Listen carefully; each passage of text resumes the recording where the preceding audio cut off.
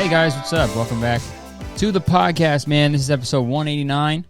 Man, almost at 190, dude. That's crazy. Can I start an episode without being like, the number is high? The number of episodes we have is pretty high. Never. It's always going to be that. Man, my fan is always something, you know? I remembered my light, but now my fan is going beast mode, and I'm not a fan of it. Hey, there you go. I'm not a fan of my fan going beast mode, okay? I want it to go normal mode. Hope y'all are doing all right. Hope you guys are having a good time. We got a lot of stuff to talk about this week. First off, check out tour. I'm coming on tour, all right? I leave pretty soon in like 3 weeks, all right? The tour starts early June, starting in Florida, heading over to Georgia. It's like a Florida-Georgia line. You know, it's life is, it's kind of a highway when you really boil it down. Do they sing that? That's the Rascal Flats, isn't it? That's fucking embarrassing on my part. Hold on. What does Florida-Georgia line sing? Florida, Georgia line. Sorry, stand by. I'll figure this out. Cruise. Baby, you a song, you made me wanna roll my windows down and cruise. You know? Baby, you a song, you make me wanna go to Curtis Connor's tour and laugh. You know what I mean, dude? So come to my tour, curtisconnor.com, get your tickets, okay? It should be fun. It should be a good time.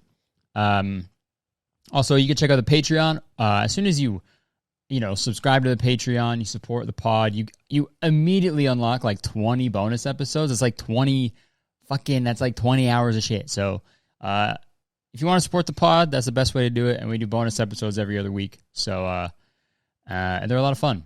Last week we looked at this Twitter influencer that was like really into like herbal health. It was really funny. So yeah, if you want, it's all good. I just uploaded a video that I've wanted to make for a while. It's about fushigi, contact juggling. I got to bring it here, dude. I got to bring the fushigi here and display it on the shelf. But dude, I got to tell you this, the fushigi shit fucking stressed me out, bro. So if you don't know, fushigi is like a contact juggling ball. It's a little like silver glass ball, sort of. And I didn't really know. You're supposed to read everything to be like, this is how you store your fushigi. But I was like, it's a fucking ball. What's the worst that could happen? But then I fucking found out that fushigi, they say that because it's like a magnifying glass. And like fushigis have been known to start house fires. And I have like an irrational fear of everything I own just catching fire all the time. Let me know if anyone else has that, because that would make me feel great. So I'm extra careful with everything I do with like, turning off lights that are close to stuff, unplugging shit when they don't have to be plugged in. I'm always like triple checking the stove when I leave my house and shit. Like I'm so fucking scared of that. And then when I found that out, I was out of town. I was at my friend's wedding.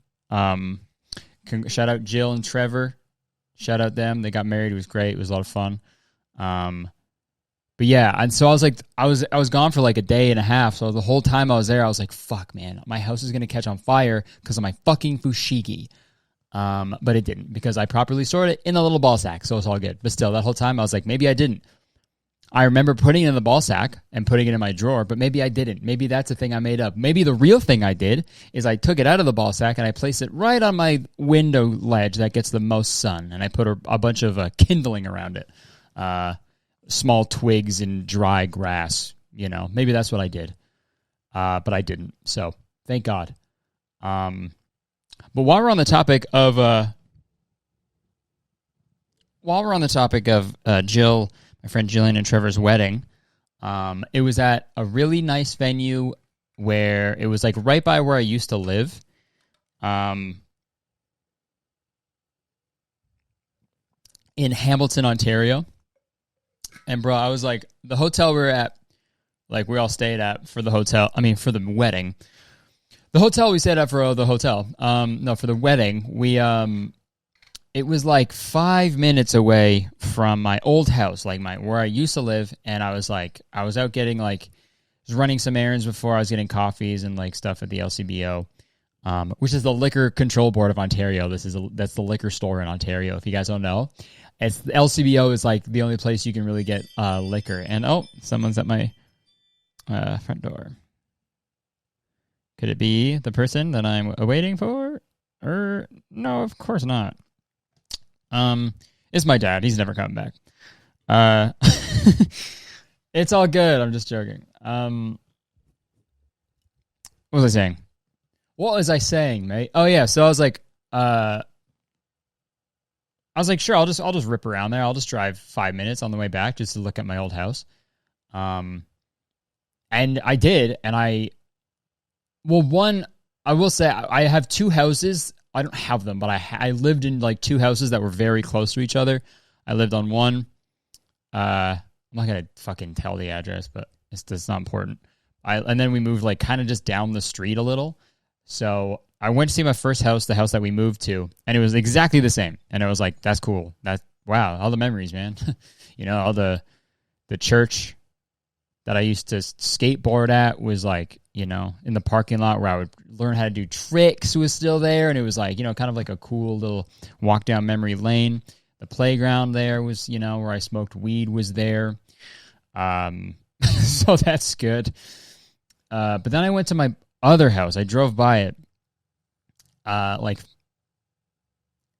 it was like completely different. And it was such a trip. Man, like I was like, I don't know, I don't know how to describe it, but I felt like I was like it stung a bit, like it kind of like hurt my feelings seeing the person, the family, whoever lives there now, and it's like just, it was sort of like a selfish thing, right? Where it's like, well, that's mine, I know that we don't own that house anymore, and I moved away like 15 years ago. 15 years, like that's when I moved out of that house, but it's still like, what are you doing there? And why did you change it? Right? It was so weird. And that shit doesn't usually like bother me or like make me feel weird, but I drove by it and I was like, what the hell? Is that even the right house? It was fucking weird, man. And then I like pulled around. I did like a loop-de-loop and I put like a 3-point turn. I didn't do a loop-de-loop like on a fucking roller coaster.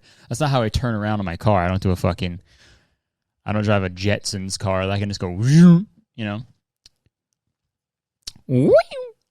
I got some goofy cartoon sound or something. I did a 3-point turn, which I'm really good at. And then I like quickly stopped across the street from the house. I like parked and I was like pretending to look on my phone that I was lost or something. I was like, where am I? Is this the right street? Is this where the concert is? Like some suburb. And then I like quickly like took pictures of the house to show my family, and then I drove off. So hopefully they didn't see that, but I don't think they did. But yeah, I was telling Shun about that, and he was like, yeah, that it's kind of like the memories that you have at a certain place in a house, they're yours, right? And you have so many attached to it. And you think that once you leave that house, then like that house just doesn't exist anymore, right? In your brain, that's what it feels like because it was yours. I don't know. It's weird. There's like a weird, like, I don't know, like a connection, I guess, to like a fucking building. It's weird. A bunch of wood that I would just fall asleep in. A bunch of wood and like shingles and like brick that I would just fall asleep in every night. And now I have an emotional connection to it. It's very weird.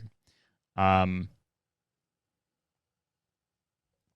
I drove by my like high school and my elementary school. Man, it's so fucking weird, man. It's weird like being 28 and then driving past places that you like grew up and like became a person. And then you're like remembering it and like analyzing everything. It's so strange, man. But my house looked fucking way better before. So if you're and you know what house it is, so if you live there, switch it back. All right, turn it back. Hit the rewind button, you fucking bastard. I should have knocked on the door, dude. I should have knocked on the door like chest up, right? Alpha style, Sigma style, and been like, hey, why'd you do that? Why'd you change the house? Why'd you change my house? Why'd you change it?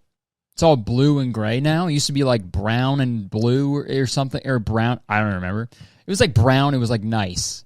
And now it's all like modern and shit. Fuck you. And then I would have rang the doorbell and then ran away. That's alpha shit. Playing a ding dong ditch while they're at the door. You knock on the door, they open it, they go, can I help you? And you go, ding dong, and then you run away. That's Sigma shit right there, dude. Also, in Canada, we called it Nicky 9 doors. Is that a thing that America says? Or is it just a Canadian thing? We said Nicky 9 doors. But it didn't really make sense because we'd only ever do like 1 or 2 houses. And thinking back, like, it was a small street. Everyone knew who was ringing the doorbell, then running away. Kids are fucking stupid, man. But so are adults, which it brings us to the first story, kind of. We got a lot of stuff to cover today. A lot of grade A memes, man. A lot of topical shit to talk about. It is we got a banger of a week. I don't think I need to. I'll just fucking record. Okay, so y'all know Eminem, right? Marshall Mathers, you know, he's sort of like a rapper, and you know, I just drank a fifth of vodka. Dare me to drive. You know, hit songs like My Salsa, you know? Yeah. What was up with that? Yeah, that was fucked up. Did he ever have a song called My Salsa? Because at the end of My Band, you know, at the end of... Let me look that up. Did he have a fucking thing? No, it's not. Okay, the end of the song, these chicks don't even know the name of my band, but they're all on me like they want to hold hands. You know, D12, My Band. At the end of the song, he has this fucking thing. It's like, watch out for my next single. It's called My Salsa. My Salsa. It's like low-key kind of racist, but like, I remember like coming to school the next day after that song dropped and everyone was like, yo, I can't wait for My Salsa. And it never came out, man. The fuck is up with that, Marshall? Marshall Mathers? I hardly know hers. You know what I mean? But Marshall Mathers, I feel like everyone was like, Eminem's always in everyone's like top 5 rappers, but like he's not for me, you know? Obviously they're talking about his like early stuff because his new stuff is like, put on a black hat. It's a snapback. Took a pic on Snapchat. And my ass fat. Eminem's always rapping about his fucking cake, man. And that's what really matters. His huge badonkadonk. But he's kind of corny now, you know? It's like the shit he's doing now, it's like, I don't know. But dude, we got to look at this tweet, man, because it's a fucking Hall of Famer. Literally for the tweet, but like it's in the Twitter Hall of Fame, but the tweet is about a Hall of Fame. So it's Marshall Mathers. At Eminem. And he tweets, period, at Minions. You know, Minions from fucking Despicable Me and the Minions movie. And Minions, The Rise of Gru. That's in theaters on July 1st, 2022. I don't know all that off by heart. It's on the side here. At Minions Got My Back. Shout out to Gru and them, ellipses. And the picture, and if you're listening to the audio version only, you stop right now and go to YouTube and watch this so you know what I'm talking about. But it's a picture. It's a drawing of Marshall Mathers wearing his fucking hat. And he's got his arms crossed, and there's hundreds of minions behind him. And it says, "The minions congratulate Eminem. Rock and Roll Hall of Fame 2022." And I don't even know where to fucking begin. Because, like, I was under the impression that the Ninja tweet was the best one. They're, like, way above the pack in terms of, like, hilarious tweets that aren't really meant to be funny, I don't think.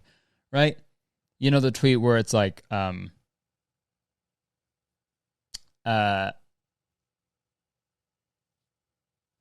am I fucking forgetting the Ninja one? I'm a fraud. Oh yeah, so I was in the middle of carrying a League of Legends game, about to close it out, when my braless wife brings me a sandwich, not asked for, with chips as I get a double kill bot lane. So how's your day going? That's the Ninja tweet. I thought that was the funniest thing ever. And it took me a bit, but I remember it. But this is up there, man. I think this might be number 2. Shout out to Gru and them. Not real. Not real guy. Not a real guy. He's not going to see it, Marshall. Also, like, what? Yeah, okay. Is Eminem in the Rock and Roll Hall of Fame? Is that true? Is Eminem in the Rock and Roll Hall of Fame? Eminem headed to Rock and Roll Hall of Fame, leading 22 class of... What?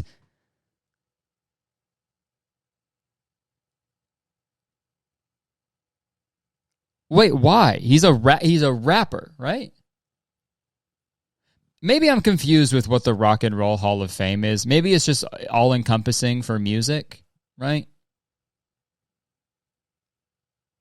Because when I went to the Rock and Roll Hall of Fame, and they had like Michael Jackson and stuff there. Maybe because like Lose Yourself starts with a guitar thing. It's like so they heard that and they're like, "Let's rock and roll, dude. Fucking rock and roll. That's rock and roll of you to have a fucking guitar in your song. That's so rock and roll." Like, this is fan art, right? Yeah, it's got like the artist name on the bottom right. You got a bunch of minions. Are they in a... Oh, I thought they were wearing I thought they were all in pigtails.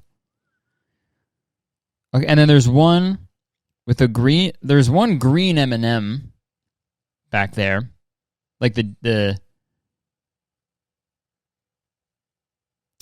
not looking as hot as she usually does. I'll say that. I don't want to, I don't think a green Eminem or any Eminem or any, woman should be, just dolled up all the time like the green Eminem. But I'm just saying, like, you're in a picture with Eminem, wouldn't you want to like look your best? You know what I mean? And and green Eminem's not real. Sorry to burst your bubble, but she's not, so I'm allowed to say that. But it's funny, one of the minions is eating a plate of spaghetti, which I assume is his mom's spaghetti. Also, I feel bad for Eminem's mom. She probably can't have spaghetti anymore, ever, She's probably banned from Italy. Her, they didn't ban her, she banned herself. She's like, I can't go there, and I don't want any sort of...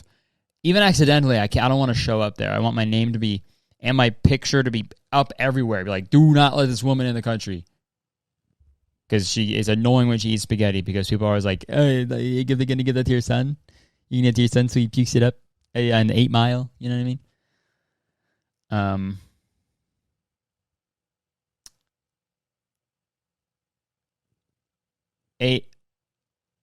8. He really put the 8 in 8 Mile. You know what I mean? Okay, so that's... And it's like not even... Like, I I'm trying to wrap my head around this. Like, did he tweet this out? There's no shot, right? Like, I feel like an intern, like an Eminem intern or someone who works at the label is like, I found this crazy artwork, and I'm just going to tweet that from Eminem's account, you know? Bitch, I can make an orange wine with banana. Banana. That's a line. That's an Eminem line, man. So he's corny. I'm coming for all the white rappers, dude. I make fun of MGK. I make fun of Eminem. I don't care. Anyone in that feud, those two guys, I'll make fun of them. So he tweeted this on May 7th. So let's see if the Minions account actually tweeted this.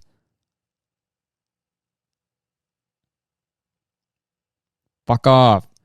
Yo, they didn't. They retweeted him.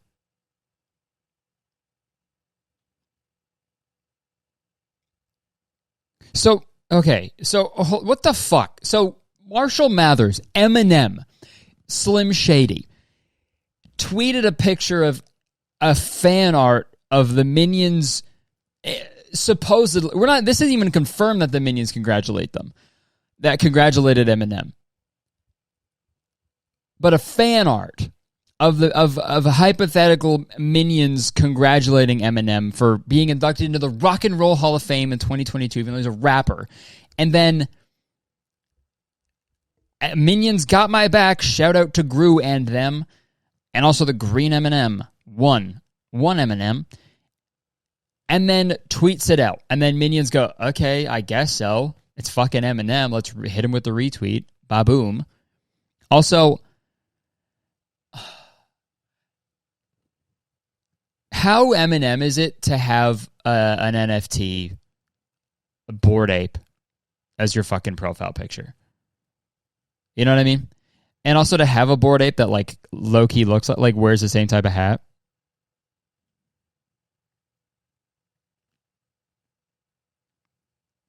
And then like, it's that tweet, and then the tweet after it a week later. Yo, Dr. Dre, this Kendrick album is fucking ridiculous. I'm speechless. Text him that. Why aren't you saying that to Kendrick? And he censored himself. Is F asterisk ridiculous? I'm speechless. What word is that? This Kendrick album is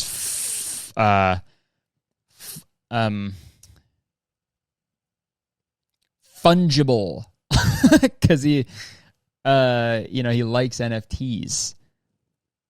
It's fungibly ridiculous. I was like an NFT cereal.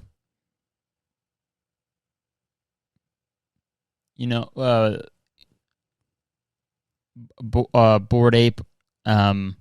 If they had like a Bored Ape cereal, and then the mascot would be like it would be a Bored Ape, and he'd be like, they're fungibly delicious. That'd be awesome. I feel like there should be an NFT cereal. And by what I mean by that is an NFT serial killer, someone who goes around and kills all the NFTs. So yeah, man, what the fuck, Eminem? Number one, what the fuck on my salsa, and then number two, what the fuck on this tweet? Because that's crazy. This is how it actually. This is funny. Never mind. This is really funny of him, and I like it. This is the only way he's acknowledging the Rock and Roll Hall of Fame. What if he doesn't even show up to the inauguration? They're just like, Eminem's not here, but the Minions are to accept on his behalf. And then they walk up and like, and yeah, and then the Minions walk up and they're like, wahoo, whoa, banana. They say that, right? Bitch, I can make an orange rhyme with banana. And then it goes to the Minion and he's like, banana. Okay. So that's crazy. So we got a number two. We got to get a list going of funniest tweets that like weren't meant to be funny but are hilarious. So number one is Ninja. That's going to be tough to beat. And then number 2 is Marshall Mathers. So if you have any other ones, send them our way, and we'll make a huge list. We'll make a master list, and we'll publish it in a journal, peer-reviewed. Excuse me. Have a peer review that one. Have a peer review that fucking burp, how about? You know what I mean?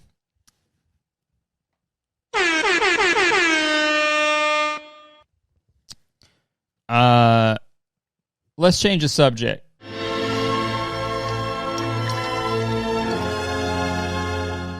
All right. So, yo, we got to talk about this shit now. I hate being like the celebrity gossip shit, but like this is so nuts, man. And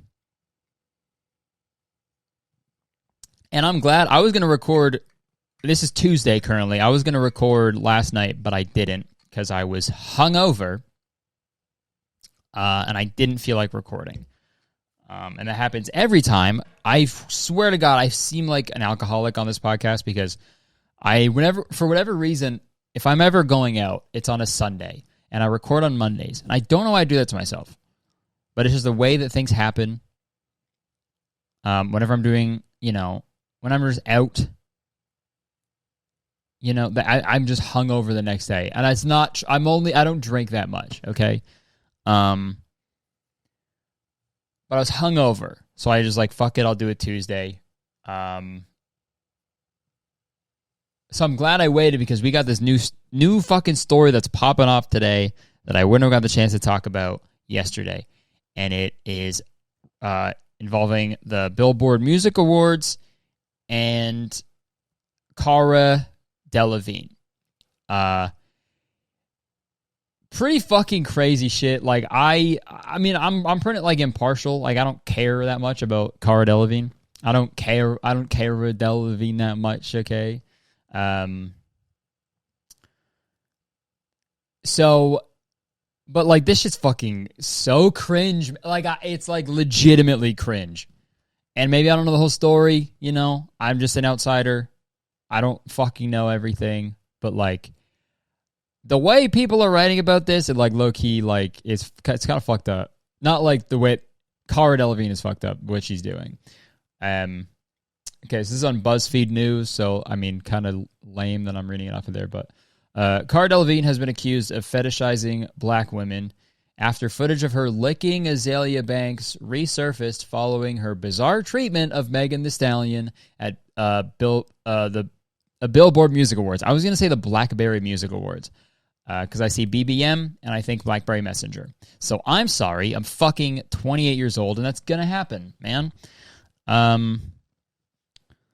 Maybe Cara Delevigne harassing and touching black women without consent isn't funny, actually. Yeah, like true, Let me zoom in because I'm 28. I need to see. Okay. It's fair to say that Cara Delevigne managed to completely steal the show at Sunday night's Billboard Music Awards, despite the fact she isn't best known for being a musician, let alone a nominee. Yeah, why was she even there? 2 fucking burning questions. Why is Eminem in the Rock and Roll Hall of Fame?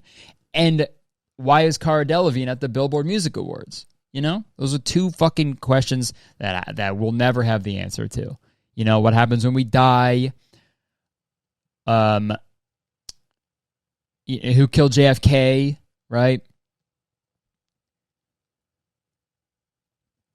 The big questions in life. Why is Marshall Mathers in the Rock and Roll Hall of Fame? Why is Cara Delevigne at the Blackberry Music Awards? But Cara's erratic behavior on both the red carpet and during the actual ceremony arguably overshadowed the actual winners from the evening, with many of her escapades going viral on social media. Her antics began on the red carpet before the show when she was spotted peering around a corner to watch Megan Thee Stallion as she posed for the waiting photographers. And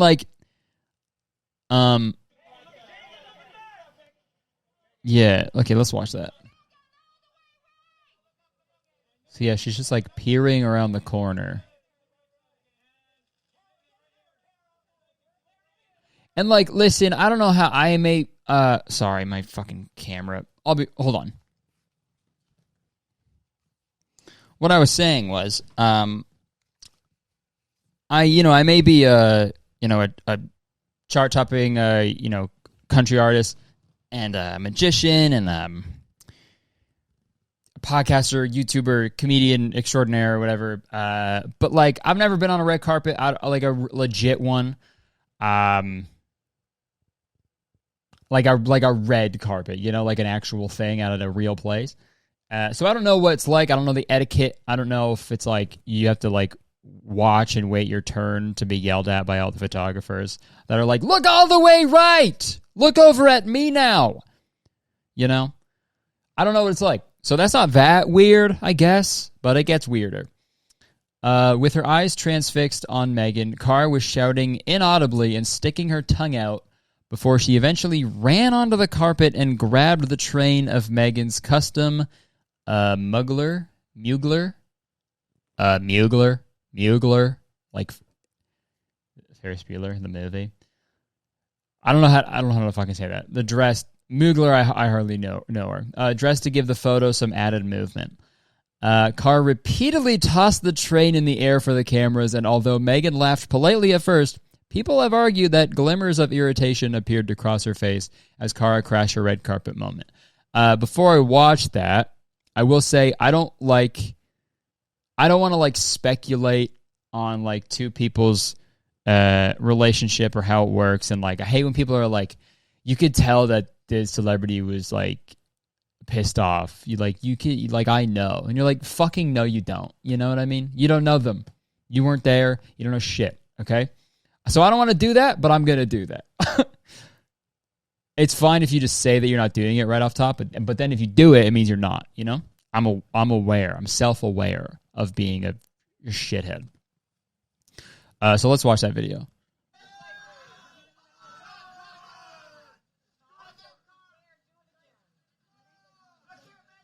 Yeah, like, are they homies? Okay, keeps doing it.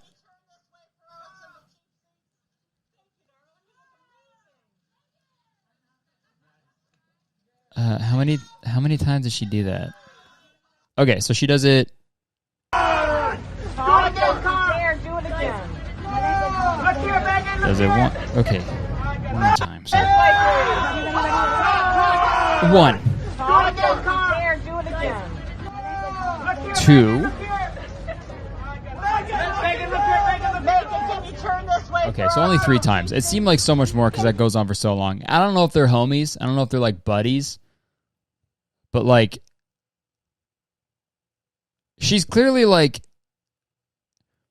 is that the whole point? Like, if you're at a red carpet, you want, like, you're taking pictures, like, wouldn't you want, like, people just, like, fuck off? Because you're like, yo, I want pictures of me, man. Get fucking Cara Delevigne out of here, man. Like, what are you doing? Even if she's being nice, like, throwing the thing up, you're in the way. Like, there's no way she's not going to be in the picture. It's not like she's throwing up the thing and then running off. Like, she's throwing up and being like, I'm here, I'm Cara. I'm Cara Delevigne.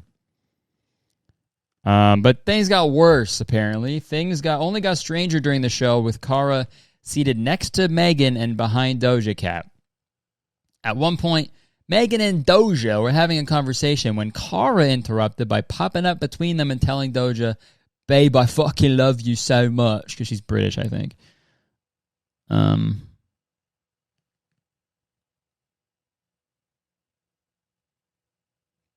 Okay, let's play that. The thing is that was the flattest speech I ever gave. I was like, yeah. What the hell? Yo, that's so annoying, dude. Like, I don't want to, like, insert myself into shit that I don't know anything about, but, like, they're having a conversation. What is she saying? The thing is that was the flattest speech I ever gave. The thing is, she was like, that was the flattest speech I ever gave or something. 2 people having a conversation. And then she comes in being like, babe, I fucking love you. Dude. That's like so annoying, man. And of course, they're 2 like professional people. like Doja Cat and Megan Thee Stallion, they're two professional artists, so they're like, thanks. Like, they're being very nice, right? But yo, that's like my least favorite thing is when I'm talking to someone and then someone else is like, hey, you know? Hey, I have this thing to tell you. It's like, okay. Even if you're telling me that I won the lottery, you're still super rude. Like, shut up. Wait for a lull. And what was that even a thing? Oh, babe, I fucking love you so much. I do. It's like, okay. And when Megan won the award for Rap Female Artist, isn't it female rap? I don't know. Cara could not hide her excitement as she leaned into Megan and stuck her tongue out while pulling a face. Weird.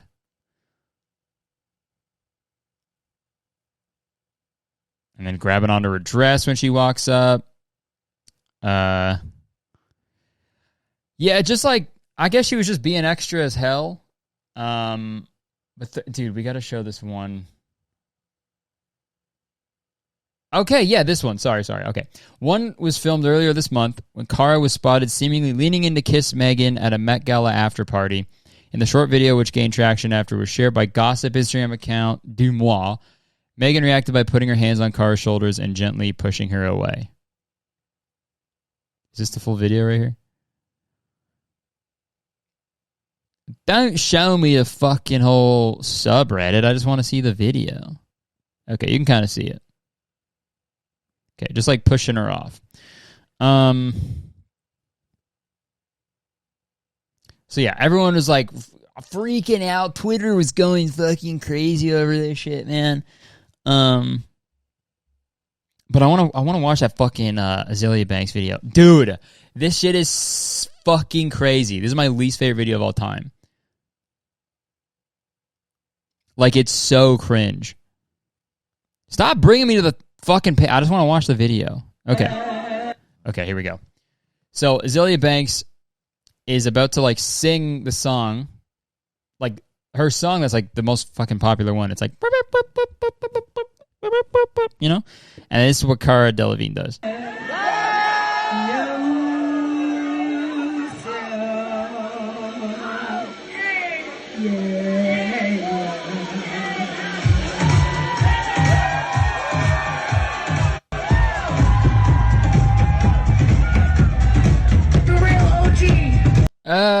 Dude, put the mic down, obviously.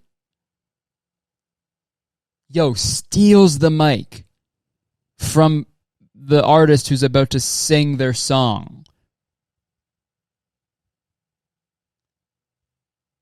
Yo, I fucking can't believe that. Sorry, the attention's not on you, babes. Sorry. Sit down. You know what I mean? Even, dude, Azealia Banks, she's like, what the fuck is she doing? Everyone's being way too nice to her. Does she, like, have dirt on everybody in Hollywood? Is that what? So everyone has to be like, fuck, okay, I can't be a dick to her right now. You know? Like, what the...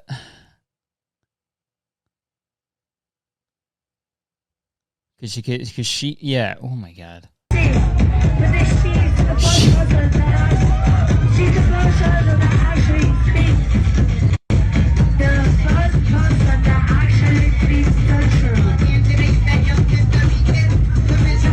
Yeah, way to ruin everything. Literally ruined the beginning part of the song.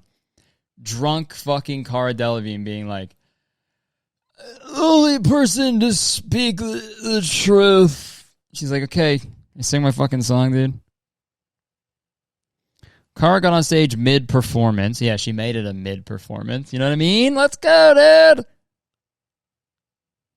Yeah, that's so cringe, man. And then, dude, I forgot about this. It gets even worse. Cara then kneeled on the floor and began to grab and lick Azalea's legs with someone sharing the video and writing, can we ban Cara Delevigne from Hollywood? I don't want to get copyright claim, but yo, like, why are you on stage, you know? Like, what are you doing? That's so awkward, man. Like, even if I was blackout drunk, I would know to be like, oh, I'm getting off of this stage because I'm not wanted here, right? I gotta watch what I say, dude. She's gonna like show up at on all my shows now. I'm gonna be like in the middle of a joke, and she'll just be like, "This is the only guy who tells the truth." I was licking my feet and shit. Like, get off, Cara. Get off of here. Get off of me. You're weird. So yeah, Cara Delevigne. I don't know what. I think they're going through something. They gotta figure it out for sure. Holy shit, man. And I'm just like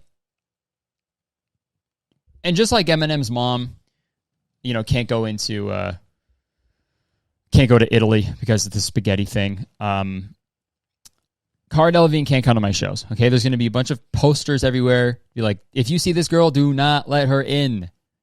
Okay, do not let her in. But no, I get even though it's, you know, I do. It is only weird that she's, you know, doing this to black women, right? Like, that is fucking suspicious. So there is another article about, you know, her fetishizing black women, basically. And it's, again, I'm a fucking idiot. I don't know about anything, really. I just... but it's not looking too good, Cara. I think you got to figure it out. I think you just got to like chill, you know? Just fucking sit at home. Maybe do that. Watch the Blackberry Music Awards from home. I think that's fine. Okay, let's do a advice segment. I haven't done it in a while, and then we'll wrap it up. We could do some advice. Damn, I need a jingle for my advice segment. Jingle for my advice segment. Jingle for my advice segment. Okay. It's been a while. Sorry. If you want to send in some advice, we're going to get this going again. It's veryreallygood@gmail.com. And stop signing me up for shit. It's fucking annoying. And I hate whoever's doing it. Hey, Curtis. Absolutely adore your YouTube channel and podcast. I watch and listen to them religiously. The Church of Kurt. Anyways, so this is like low-key dark, so sorry if I ruined the vibe. Damn it. But I suffer from a lot of anxiety surrounding death, and you seem like a pretty tuned-in guy. So I was wondering, like, what is your perspective or outlook on death, and how do you cope knowing that you'll die one day? I'm not religious, by the way. This got really serious. Sorry, but I love your stuff. Always makes me loads of joy when I get to see or listen it. Thanks so much. P.S. Please come to Australia on tour. Okay, I'd love to. One day. Yeah, fuck. Okay, so we're going to talk about death. So sorry. Little CW here, a little content warning, not the channel, the TV network. Yeah, I mean, like, death is weird, man. I don't like talking about it because it's never an easy thing, right? It's not like it's not really something that you know how to talk about because you don't experience it until you do, and then you can't really tell anybody about it unless you come back. But that doesn't happen all the time. I mean, like, if you're like, you know, you're like drowning or something and you die and they like zap you and you come back. I don't mean like you just fucking, you're like, hey, I'm back, guys, what's up? Obviously, I know that, you know, one day that's gonna happen. But I think there was one like picture, like a quote or something that I saw that was like, I've already experienced nothingness, like the void, I guess, where there is nothing. I've already experienced that for like billions of years, right? You know what I mean? Like, since the beginning of the universe, the Big Bang, I didn't experience any of it until like, what, 28 years ago? So I'm here for a short time, and then after this, I'll just be back to experiencing nothingness again. So, like, why be worried if you've already done it, right? And yeah, that brings me some comfort because it's like, it's scary to think about not being here and not being able to, experience things and see what happens. When you're leaving your loved ones and stuff, or maybe you're the last one of your loved ones. But, I think it's, if people didn't die, then like none of this would mean anything, We, we're here for a short amount of time. We just got to try to do the best you can while you're here. And then when you go, you hope that, you leave a lasting impression. We're all just trying to figure it out, man. And we're all going to die one day. But if there is an afterlife, that's chill, right? Maybe we'll all hang out and, we'll watch Eminem get inducted to the Heaven Hall of Fame. But if there isn't, that's fine, right? Because we got to do this. So, yeah, hope that helps a little. All right, next one. Love your work, and thank you for this segment. I always really enjoy listening to your take, so I thought I'd send mine in. How did you go about taking the first steps with sharing your art? I have a poetry collection written. I honestly think it's some of my best work, and in principle, I'd really love to get it published and share it with people, but I keep second-guessing, stopping myself from starting the process of getting it out there. How did you get to the point of doing what you do publicly?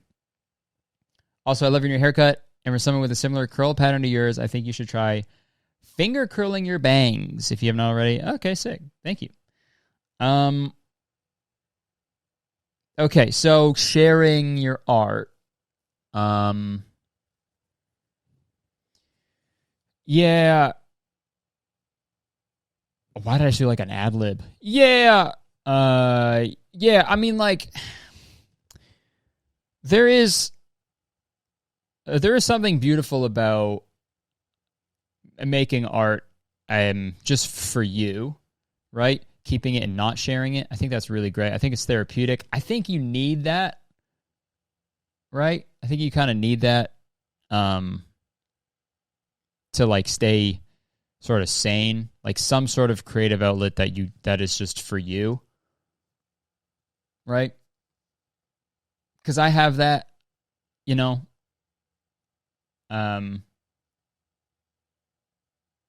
it's just like it doesn't matter. It's no one's business. You're doing it for you. And whether if it's like a song or music or like some silly video or something or anything, it's like you want to keep it for you. But obviously there is the desire as an artist to share with people, to try to do what you want them to do, right? If you want them to feel, or necessarily make the consumer, the audience feel something, right? Like if you nice, because if you're trying, if you're trying to make someone cry with your poetry, maybe you don't know if that's what they're gonna do. Maybe they're gonna laugh, right? You just want the reaction to your art. You want that's like in the fucking your blood as an artist, as a performer, right? You want, especially as like a fucking comedian, you want everyone to be like, "That's funny. You did good. You did a good job, and I like you." Okay, that's like, especially as a comedian, that's what you want. And it's scary, man, especially with like your close friends and like acquaintances. Like you don't know what they're gonna think. You know what they're gonna talk shit about you. You're like, "Oh wow, look at them. They're doing their fucking YouTube now or whatever." It happens, man. Like people are gonna talk shit. People are gonna judge you and judge your art. But you kind of have to like not fucking care, And that's really hard to do. And I struggle with that every day because I care so much what people think. But I think you owe it to yourself as an artist, to put your work out there for other people to have.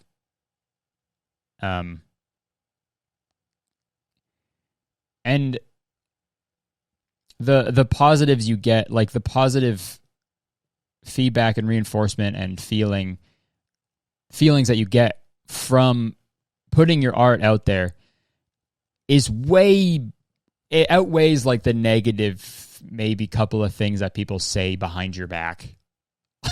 Like it outweighs it like crazy, right? Because also if they say behind your back, you never hear it, so it's all good, right? Like, what do I talk shit behind my back? I'm not gonna fucking hear it, right? If I do, then it's probably an issue. But if I don't hear it, out of sight, out of mind, man. You know what I mean? So yeah, just fucking fuck the hate. That was a long way of saying fuck the hate. The haters are your motivators, you know? Okay, I got to wrap this up. It's late. I want to go home and sleep. So thank you for listening. I hope this was a good time for you. I hope you have a good week, and I hope you enjoy your day. And I thank you, and I appreciate you. Thank you for listening and watching, and I will see you next week. Get tickets to my tour. Come see me, please. Check out the Patreon, all that shit. All right. Appreciate you. Goodbye.